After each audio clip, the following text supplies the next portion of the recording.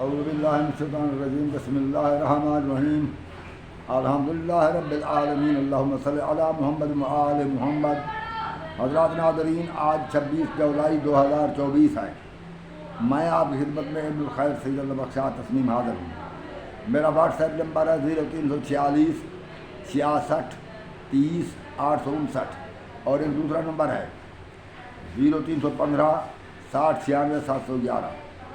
یہ پہلا نمبر جو واٹس ایپ ہے اور دوسرا نمبر جو ہے یہ سادہ فون میں ہے۔ آپ اگر مجھ سے رابطہ کرنا چاہیں تو پہلے سادہ فون پر رابطہ کریں، پھر میں اپنا واٹس ایپ نمبر آن کر کے آپ سے بات کر سکتا ہوں۔ تو میں آج آپ کے سامنے کچھ قرآن مجید کی آیات کا صرف ترجمہ کروں گا اور اسے اپنے طور پر تفصیل بیان کروں گا، مگر مزید تفصیل اپنے علماء سے پوچھ لینا۔ اور یہ اس میں دو قسم کی حکومتوں کا ذکر کروں گا جو قرآن مجید میں ذکر کیا گیا ہے۔ دو قسم کی حکومتیں بیان کی گئی ہیں۔ اب یہ علماء سے پوچھنا کہ کون کون سی حکومت کس طرح ہے، تو میں اب قرآن میں پڑھنا شروع کرتا ہوں۔ اعوذ باللہ من الشیطان الرجیم بسم اللہ الرحمن الرحیم الم تر الی الذین یزکون انفسهم بل اللہ یزکی من یشاء ولا یظلمون فتیلا۔ کیا اے قرآن پڑھنے والے یا اے رسول، کیا تو نے نہیں دیکھا کہ کچھ لوگ اپنے آپ بڑے پاک باز بننے کی کوشش کرتے ہیں، مگر پاک وہ ہے جسے اللہ پاک کرے۔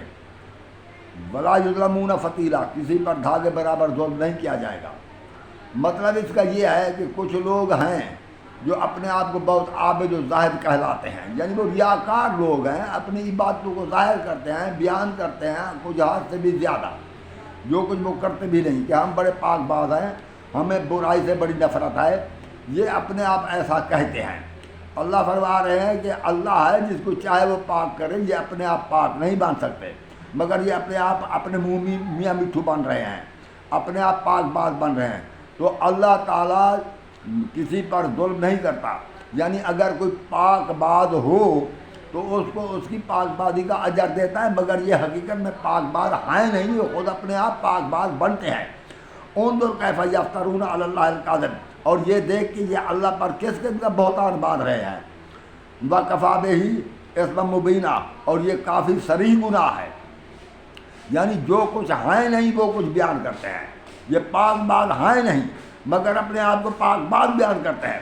اللہ ان کو پاک باز اگر نہیں سمجھتے تو یہ اللہ ان پر ظلم نہیں کر رہا، یہ خود اللہ پر ایک بہتان باندھ رہے ہیں۔ یعنی جن کو اللہ پاک باز نہیں سمجھتا وہ سمجھتے ہیں پاک باز ہیں۔ یہ مسلمانوں کے بارے ہے، کافروں کے بارے نہیں ہے۔ کافر پاک باز نہ بنتے تھے۔ آگے ویسے یہ صورت میں جو پڑھ رہا ہوں نا، یہ صورت ہے نساء، اور یہ صورت نساء جو ہے یہ صورت مدنی ہے، مدنی، یہ مدینہ میں نازل ہوئی۔ تو مدینہ میں کافر نہ تھے، وہاں یہودی عیسائی تو تھے، مگر یہ ان کے متعلق بھی نہیں ہے، یہ مسلمانوں کے متعلق ہے۔ الم تر الی الذین اوتوا نصیبا من الکتاب یؤمنون بالجبت والطاغوت ویقولون للذین کفروا هؤلاء اهدی من الذین آمنوا سبیلا۔ اور یہ کل بھی میں نے یہ آیت پڑھی تھی کہ ان کو کتاب دی گئی ہے، دیکھا نہیں تو انہیں کہ انہیں کتاب دی گئی ہے، جو کتاب دی گئی تھی وہ مسلمان تھے، کافر نہ تھے۔ انہیں کتاب دی گئی ہے مگر یہ بت پر ایمان رکھتے ہیں۔ بت سے مراد یہ نہیں ہے کہ وہ بتوں کی پوجا کرتے ہیں، بت ہر اس انسان کو بھی کہا جاتا ہے جس پر کوئی مثال کوئی کسی کو بہت زیادہ نیک عابد زاہد متقی سمجھ کر، اور جو وہ بات کرے اس کی بات کو بغیر دلیل کے، نہ اپنے پاس اس کی کوئی دلیل ہو نہ کہنے والے سے کوئی دلیل طلب کرے اور اس کی بات پر یقین کر دے، تو یقین سمجھو وہ بت پر یقین کرتا ہے۔ اور کیونکہ اللہ کے علاوہ جس انسان پر یقین کریں گے اندھا دھند یقین، بغیر دلیل طلب کیے کے کرنے کے یقین کریں گے تو وہ بت ہے۔ اور بالجبت والطاغوت، یا شیطان پر وہ ایمان رکھتے ہیں، یعنی کہ وہ جیسے کہ کل میں نے عرض کیا تھا، کل کی تقریر میں، یعنی کل 25 جولائی کی تقریر میں نے عرض کیا تھا کہ طاغوت سے مراد وہ سرکش ہے جو اللہ کا بھی سرکش ہو۔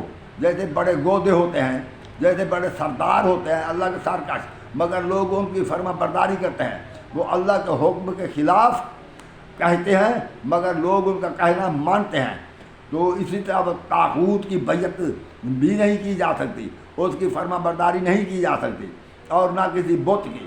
اور اگر کسی نے کسی غیر معصوم کی بیعت کر لی تو گویا اس نے شرک کیا، اس نے بت کی فرما برداری کی ہے، کیونکہ غیر معصوم جو ہے وہ معصوم نہیں ہے، اس میں غلطی کا امکان ہے، تو پھر ہم اس کی نہ اتباع کر سکتے ہیں نہ فرما برداری کر سکتے ہیں۔ تو بیعت کرنے کا فائدہ، بیعت تو ہوتی ہے، بیعت کا معنی یہ ہے کہ بائع ہو جانا، بیک جانا۔ جس کی بیعت کی جاتی ہے اس کی اتباع کی جاتی ہے، اس کی اطاعت کی جاتی ہے، اور جس کی اطاعت کی جاتی ہے اور اس سے، اور جس کی اتباع کی جاتی ہے اس سے پوچھنا ہی نہیں ہوتا، بلکہ اس کی بات اور اس کا عمل خود ایک دلیل ہے۔ جیسے کہ رسول کریم کی بیعت جو مسلمانوں نے کی اور ہم بھی کلمہ پڑھ کر اس کی بیعت ہے، تو اب جو رسول کریم فرمائیں گے، جو وہ ہمیں قرآن دیں گے، جیسا اس کا عمل ہم دیکھیں گے تو ہم ویسے عمل کریں گے، اور ویسے ہی ہم ان کی فرما برداری کریں گے۔ تو یہ اللہ کی یعنی یہ رسول کی فرما برداری اور اس کی اتباع گویا اللہ کی فرما برداری ہے، اللہ کی اتباع ہے، کیونکہ اللہ کی طرف سے رسول آئے ہیں، اور اللہ نے فرمایا میرے رسول پاک و طاہر ہے، یہ آپ کو کبھی غلط راستہ نہیں بتائیں گے۔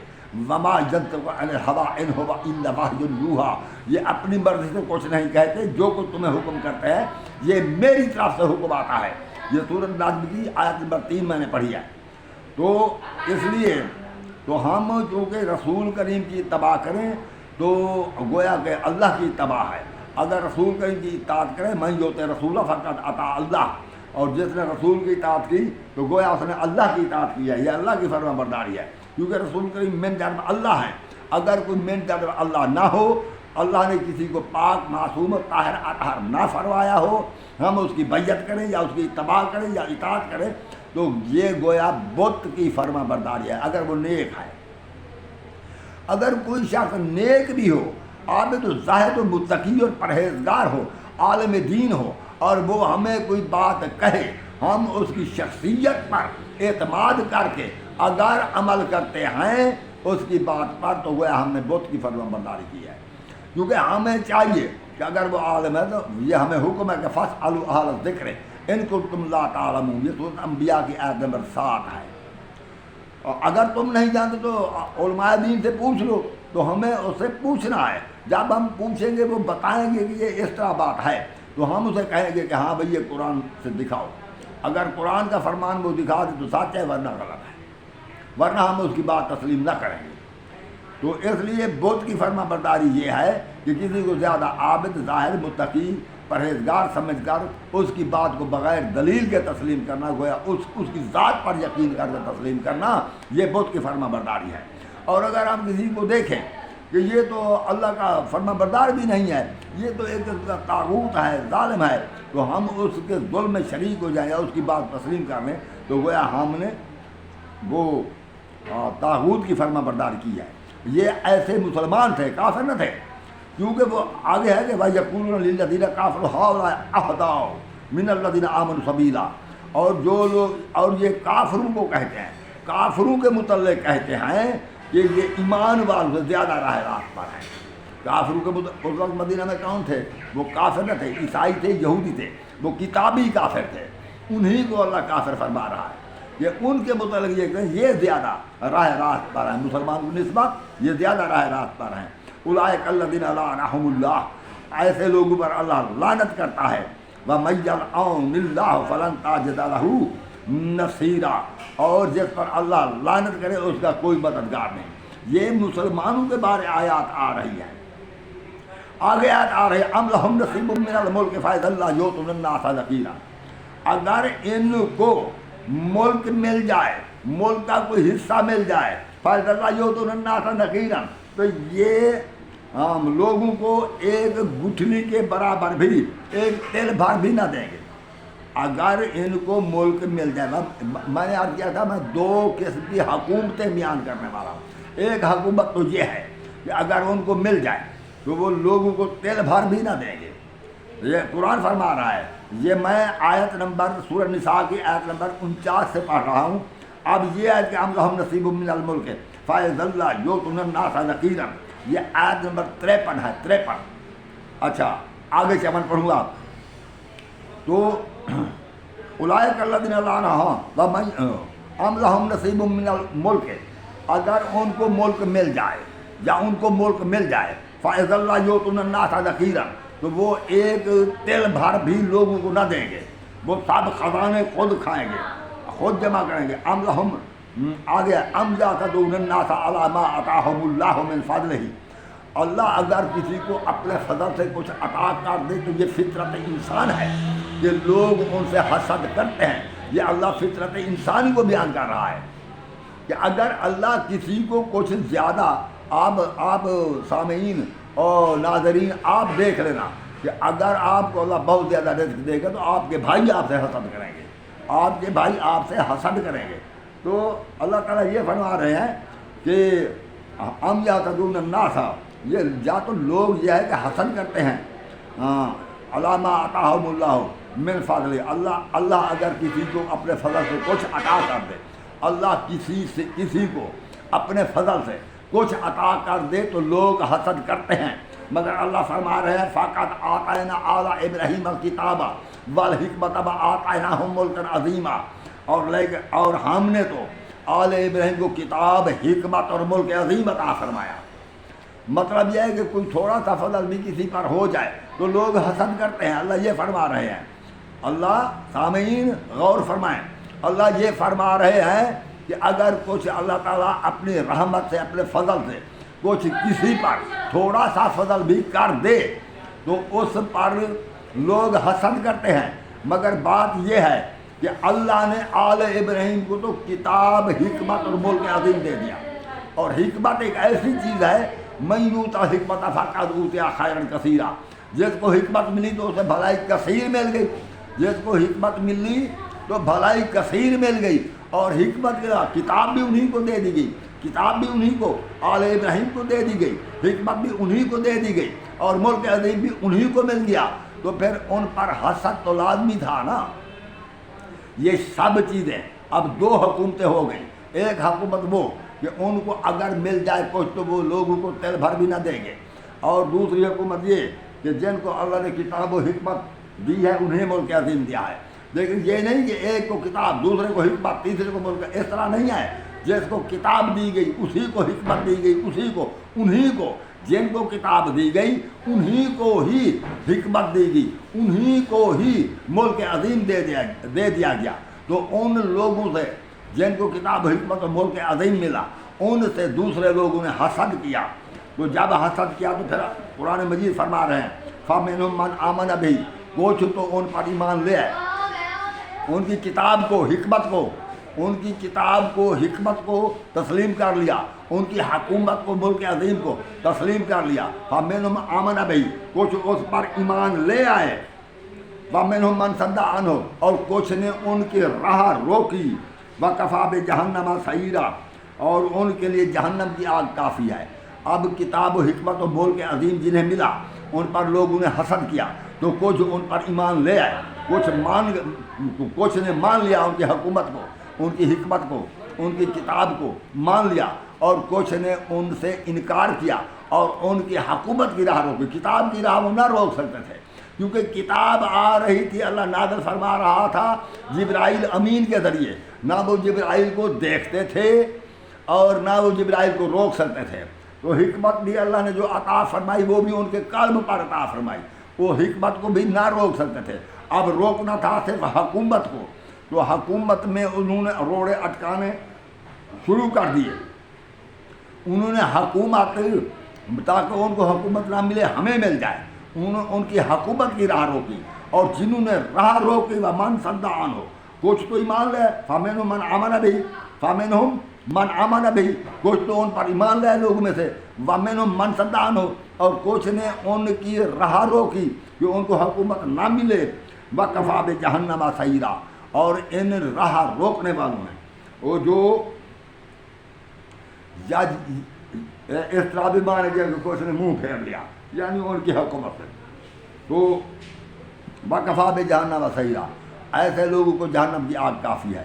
اب یہ میں نہیں بتا سکتا، میں نہیں بتا سکتا سامعین ناظرین، یہ میں نہیں بتا سکتا کہ کس کو اللہ نے حکومت دی اور کس نے راہ روکی۔ تاریخ اسلام اٹھائیں، دو ہستیاں تھیں، دو قسم کے لوگ تھے جن کو حکومت ملی، یا کہ دعوے دار تھے، یا مسلمان کہہ رہے ہیں کہ فلاں کا حق تھا، کوئی کہتا ہے نہیں فلاں کا کوئی حق نہیں، جس طرح ہو گئے اسی طرح تھا، من جانب اللہ تھا، یہ فیصلہ ہو گیا، جس کو حکومت مل گئی۔ مگر تھے دو، یا اصحاب تھے یا اہل بیت تھے۔ آپ خود دیکھیں کہ اصحاب کو حکومت ملی، کیا اہل بیت نے رکاوٹ پائی؟ کیا اہل بیت نے کچھ کیا؟ اگر کچھ نہیں کیا، کوئی رکاوٹ نہیں پائی، تو جب کیا اہل بیت کو حکومت ملی تو پھر کچھ نے رکاوٹ پائی، کوئی رکاوٹ ڈالی، کچھ کیا یا کچھ نہ کیا؟ یہ آپ سوچیں، وہ تھے کون جن کو اللہ نے کتاب و حکمت و ملک عظیم دیا؟ رکاوٹ ڈالنے والے کون تھے؟ اور جن کو کتاب و حکمت و ملک عظیم ملا وہ کون تھے؟ جب حضرت علی علیہ السلام کے متعلق قوم غدیر کے مقام پر حضرت رسول کریم نے حضرت علی کا ہاتھ پکڑ کر فرما دیا من کنت مولا فہذا علی مولا، جس کا میں مولا ہوں اس کا علی مولا، تو یہ لوگوں نے معنی کو تبدیل کر کے بجائے حاکم کے دوست مقرر کر، یہ دوست ہے، چلو دوست ہی صحیح، دوست فرمایا یا جو کچھ فرمایا، جو کچھ رسول تھے وہی کچھ علی ہے۔ تو رسول نے یہی فرما دیا کہ جو کچھ میں ہوں مسلمانوں کے لیے وہی کچھ علی۔ اچھا آپ جو بھی سمجھیں، شاید معلوم ہوا کہ پہلے شاید علی سے کوئی دشمنی رکھتے تھے، اس لیے رسول کے بھی فرمانا پڑا کہ اسے دشمن سمجھو، یہ تمہارا دوست ہے، جس کا میں دوست اس کا علی دوست۔ معلوم ہوا شاید یہ دشمنی رکھتے تھے علی سے، اگر دشمنی رکھتے تھے پھر دشمنی چھوڑی نہیں۔ یہ آپ دیکھ سکتے ہیں حالات کیسے رہے۔ مجھے اس پر تبصرہ کرنے کی ضرورت نہیں ہے، بہرحال میں کیا کہوں، میں کچھ نہیں کہہ سکتا، مگر یہ قرآن مجید کا فیصلہ۔ حکومت دو قسم کی ہیں، ایک وہ ہے جن کو کتاب و حکمت اور ملک عظیم دیا گیا، دوسرے وہ ہیں جنہیں رکاوٹیں ڈالی۔ اور آپ سوچیں کہ کتاب و حکمت و ملک عظیم اصحاب کو ملا یا کتاب و حکمت و ملک عظیم اہل بیت کو ملا، اور رکاوٹ اصحاب نے ڈالی یا رکاوٹ اہل بیت نے ڈالی؟ جس نے رکاوٹ ڈالی ہے وہ ہادی رہنما نہیں، کتاب دوسروں کے پاس ہے، حکمت دوسروں کے پاس ہے، تو ملک عظیم بھی دوسروں کے پاس ہے۔ اللہ نے تقسیم نہیں کیا کہ کسی کو ملک اور کسی کو کتاب و حکمت عطا کرے، یہ اللہ نے ایسا نہیں کیا۔ اللہ نے جسے ملک دیا، کتاب دی، حکمت دی، اسے ہی ملک عظیم عطا فرمایا۔ اور آپ جو کچھ سمجھے، میں نے آپ کے سامنے یہ آیات قرآن پڑھی ہیں اور میں نے اس کے معانی بھی کر دیے ہیں۔ اب مرضی سامعین آپ کی ہے، مزید تحقیق کے لیے علماء سے پوچھیں تو اللہ کیا فرما رہے ہیں؟ ام لہم نصیب من، میں دوبارہ ایک بار پڑھتا ہوں، ام لہم نصیب من الملک فضل یؤتون الناس ذکیرا، اگر ان کا کوئی ملک میں حصہ ہو تو پھر وہ لوگوں کو ایک تل بھر بھی نہ دیں گے۔ ام یحسدون الناس علی ما آتاہم اللہ من فضلہ، اور یہ اللہ اگر کسی پر اپنا کچھ فضل کر دے تو لوگ حسد کرتے ہیں، لوگ حسد کرتے ہیں کسی کو کچھ مل جائے اللہ کی طرف سے۔ فقط آتینا آل ابراہیم الکتاب والحکمت وآتیناہم ملکا عظیما، ہم نے آل ابراہیم کو کتاب و حکمت عطا کی، ملک عظیم عطا کیا۔ تو آل ابراہیم تو صاحب میں سے کافی ہیں، مگر آل ابراہیم جو ہیں جن کو کتاب و حکمت عطا ہوئی، آپ خود سوچ سکتے ہیں کس کو کتاب و حکمت عطا ہوئی؟ جن کو کتاب و حکمت عطا ہوئی انہیں ملک عظیم عطا ہوا۔ تو ایک کو تو کتاب و حکمت و ملک عظیم دیا گیا، دوسرے حسد کرنے والے ہیں، اور جو حسد کرنے والے ہیں وہی ہیں کہ وَمِنْهُمْ مَنْ صَدَّ عَنْهُ، جنہوں نے ان کی راہ روکی، وَكَفَىٰ بِجَهَنَّمَ سَعِيرًا، ان کے لیے جہنم کی آگ کافی ہے۔ تو میں اسی بات پر ہی اپنی بات کو ختم کرتا ہوں، اور باقی آپ مزید تحقیق علماء سے کریں۔ میری بات کو آپ نے سن لیا کہ دو قسم کی حکومتیں ہیں، ایک ایسے لوگوں کی حکومت کہ ان کو کچھ مل جائے وہ کسی کو تل بھر نہ دیں، دوسرے ان لوگوں کی حکومت جن کو اللہ نے حکومت عطا کی ہے، اللہ نے عطا کی ہے، جس طرح کتاب و حکمت عطا کی اسی طرح حکومت عطا کی۔ تو ان میں سے کچھ تو ان کو مان گئے اور کچھ نے نہیں مانا، جنہوں نے نہیں مانا انہوں نے رکاوٹیں پیدا کی، اور ان کے لیے جہنم کی آگ کافی ہے۔ والسلام علیکم ورحمۃ اللہ وبرکاتہ۔